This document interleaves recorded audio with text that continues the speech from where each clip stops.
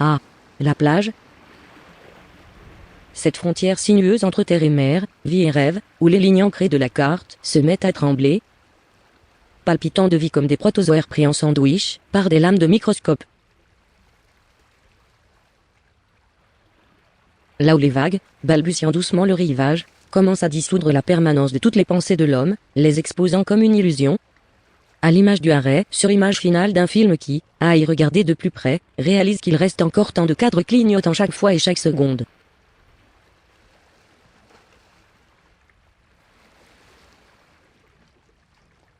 Ah, la plage, où les enfants jouent de jour, où les amoureux se promènent le soir, où le philosophe solitaire, plongé dans la contemplation, pendant ses pérégrinations nocturnes, se trouve soudainement à la conclusion logique de toute ambulation terrestre, regardant au nord vers le soleil de minuit.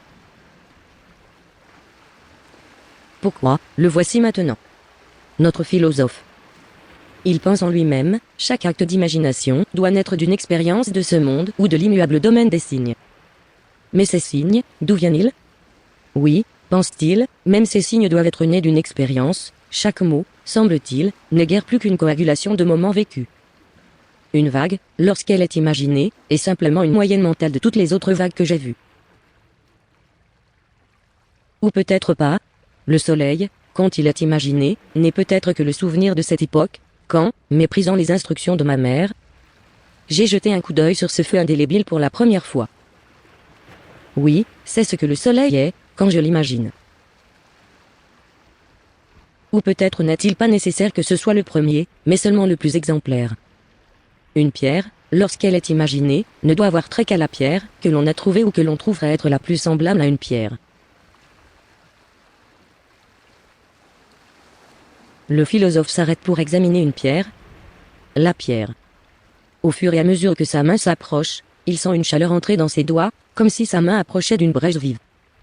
Il doit, pense-t-il, chérir ce moment, le moment où il aura touché la source d'où doivent tomber toutes ces pierres imaginaires, passées, présentes et futures. Comme la flèche de Zénon, sa main avance lentement, effleurant à peine la surface de la vraie forme platonicienne de la pierre. Ag.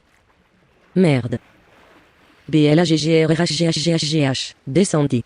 Laisse-moi partir. Fuc. BLARRFHGHGHGHHHH. GRRRR.